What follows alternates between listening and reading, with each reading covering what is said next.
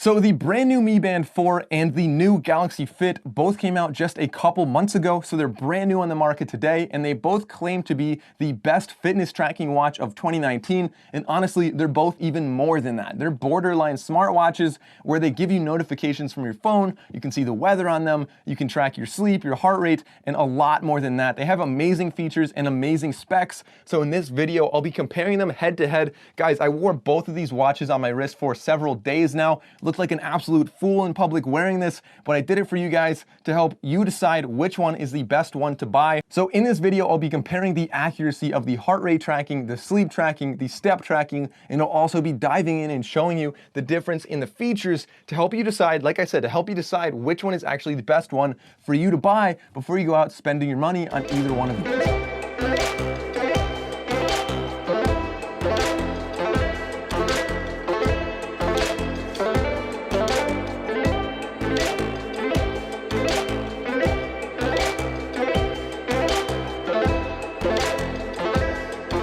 So I think first it's important to note the price point differences in these. So the Galaxy Fit is the more expensive of the two, and it is $100. Now, if you have a Samsung phone, if you use the Samsung ecosystem, this is going to be a great device for you. It's really compatible and it just seamlessly syncs with your phone, no problems at all. Now the Mi Band 4 is $40, so way cheaper, and you have to get the Mi Fit app. Now the Mi Fit app is going to be running in the background on your phone, but that is really not a problem considering you're saving, 60% off to get this watch with almost the same specs. So next, I really want to talk about some of the big feature differences between these two watches. I think this is really important because some people value some features more than others, and that could definitely, change your mind on which one to actually buy. So starting off with the Mi Band 4, some of the really cool features about this, you do have music control on here. So if your phone is plugged into a stereo, whatever, some distance away, as long as you're connected by Bluetooth 5.0, so a very good, a long range with that, you'll be able to control the song, so you can play, pause, next song, previous song. You can also change the volume on your phone as well, which is just a really convenient thing to do. Like I said, if you're plugged into a stereo somewhere else and you're in your swimming pool or you're at a party, it doesn't matter. You can control it with your watch, just a really cool function to have. Now that's something the Galaxy Fit does not do. Also, the Mi Band has band lock. So if you take this off your wrist, it locks and you need a 4-digit pin to get back in. You can disable this if you don't like this feature. Personally, I've been using it anyway, just in case, if anyone takes it, they're not gonna be seeing your notifications or anything like that. So just a really cool feature there. And then also another one is the Alipay. If you are in China, this is going to be for you. The global version, they kind of say don't use Alipay because you're not gonna have the NFC features on there. The function is still on here, although I haven't actually tried it.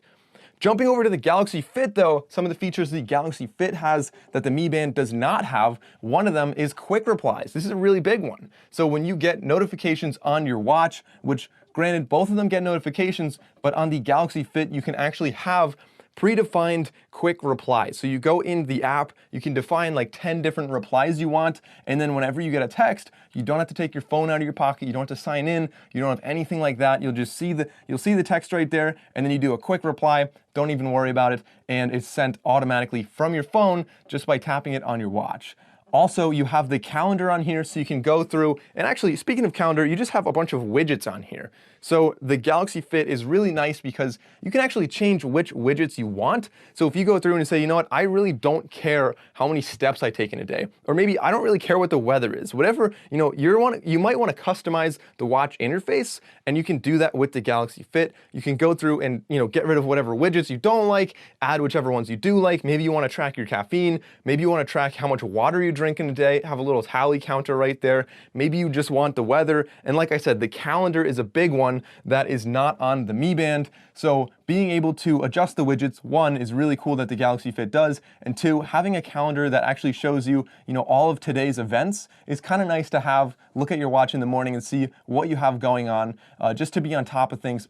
Granted, it is a watch, so after all, having a watch to tell you the time, but also to see what's coming up later in the day makes a lot of sense. So just a quick little aside, if you're new here and haven't yet subscribed, but you're interested in the latest tech, please consider going down and clicking the subscribe button and the bell icon so you don't miss the latest tech videos. So then the big one that I think really separates the Galaxy Fit from the Mi Band is the advanced auto fitness tracking. Now, essentially what that is just a way for it to automatically detect that you're running or walking or some kind of workout. You don't have to press any buttons. You can just, go complete Forrest Gump mode, just start running, and the watch will detect that you're running and it'll start a workout. It'll start tracking everything. It'll be recorded on your phone.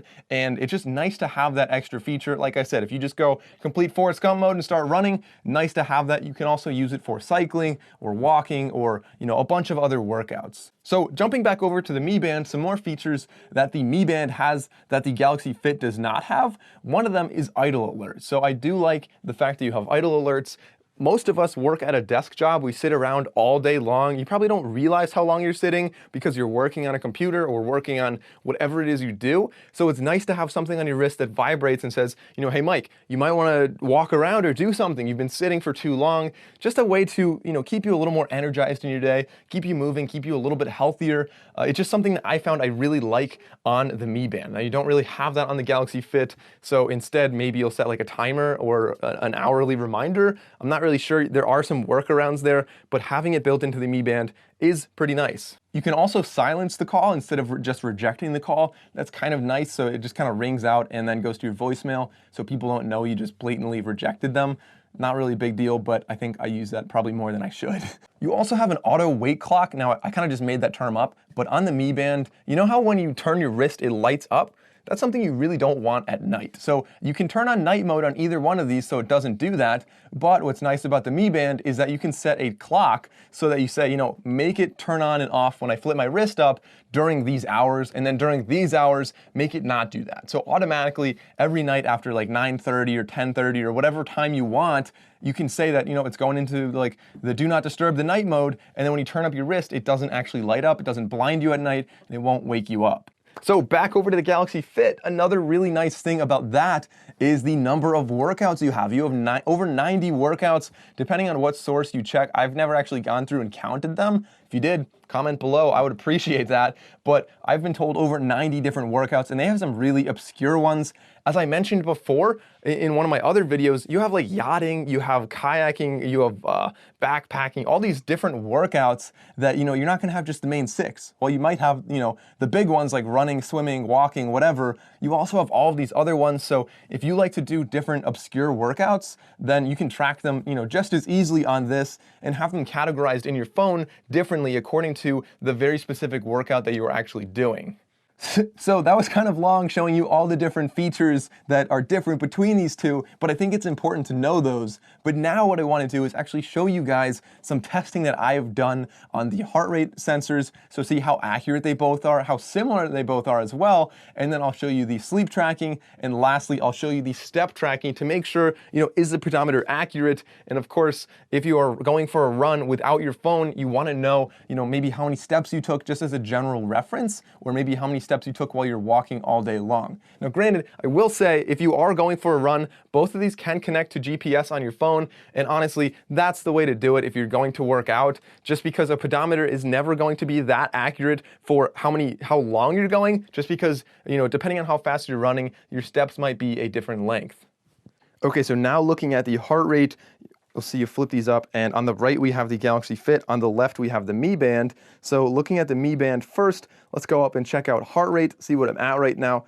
It says 86, and just so you know, I actually have both of these tracking real time right now. You can set the Galaxy Fit to only track, every 10 minutes. Oh, so look at that. They actually are both very, very similar. They're both at about 86 right now, 88. They're, honestly, they're close within 1 or 2 beats per minute. I haven't really seen any major differences. And if I take my own pulse, they are, again, almost identical there as well. I'm going to test the step tracking. So looking at both watches right now, we have all 3s on the Galaxy Fit, and then we have 587 for the Mi Band. I will walk 500 steps and see how well these track the 500 steps. Okay, so 500 steps. Unfortunately, we're going to be in the sunlight right here, so it looks like the screen's flashing. It's not actually doing that. That's just the camera. So it looks like on the watches we have 3,834 on the Galaxy Fit, and 1,086 on the Mi Band. Okay, so I'm wearing all three of these on my wrist tonight. Hopefully I don't lose all circulation to my hand. It's looking like I might wake up with a numb hand, but I want to let you guys know how well these track my sleep. So wearing them side by side, hopefully we can see how different they are in the morning when I look at the apps. So the sleep tracking on these actually varied quite a bit. They both showed significantly different levels of deep sleep and awake time, and actually every kind of sleep. So because they don't have any medical equipment, it's really hard to compare these two and decide which one is actually accurate. All I can tell you is that these two are different. So neither one of these, unfortunately, has a particularly convenient band. So when you put the Galaxy Fit on, what happens is it's very easy to put on, and you set it to what you think is the right tightness. Then you have to actually feed this underneath there to the inside, and adding extra material on the inside makes it tighter than you thought you were originally doing. So that does require a little bit more adjustment. So on the flip side, the Mi Band is also a little bit annoying to put on because you feed the strap through the loop, and then you go to what you think is tight enough, but you have to keep that back the entire time. So what you actually have to do is take one hand to hold that one, the loop over there, and then put it on like this. It's not the most convenient to put on. They're both a little bit annoying, honestly. So to mention charging and battery, both of these have approximately the same battery life. Charging the Galaxy Fit is definitely a lot easier. It's a totally wireless charger. You just plop it right on. Once you take it off your wrist, it has a nice long wire, and it charges, just you plug the other end into a USB. Now the Mi Band is slightly different. You actually have to put it in this tiny cradle with a very short wire. The short wire is very annoying, and to get it out, you have to kind of just like pull the whole band apart, which is not necessarily hard, but it's also a little bit inconvenient. Then you have two little nodes you line up right there, and you snap it into place, and then you can charge it. Again, both of them charge fairly quickly, so it's not a huge deal, and you charge it once every week or every 7 days. So it's not a huge drawback, but just something that you want to be aware of. So now looking at the apps, it's important to note that you need two apps for the Galaxy Fit. So you need Galaxy Wearable and you need Samsung Health. One of them is going to control your settings. The other one's going to control, essentially showing you what your health looks like and give you all the statistics. I think it's obvious which one's which. And then the Mi Band requires only one app. That is the Mi Fit app, and it has everything in there. Honestly, they're both good apps. They both have basically everything you need. I haven't seen any major differences between them. And overall, I think that they both, they're both decent apps. So honestly, they're all decent apps, and I haven't really seen any huge differences between them. If you're interested, I made videos on independently. I made a video about the Galaxy Fit, and I made a video about the Mi Band 4. I'll link those right up there. You can watch the full reviews on them if you're interested. And again, I give you sort of a tutorial about the watch and show you more in depth on the interface and the app as well. So check those out after this video if you're interested. Guys, I think that's all I had for you in this video. Between these two watches, let me know which one you like best. Comment down below to vote. Thank you all for watching. If you enjoyed this video, please remember to like and subscribe. Thanks for watching, guys. I'll see you next time.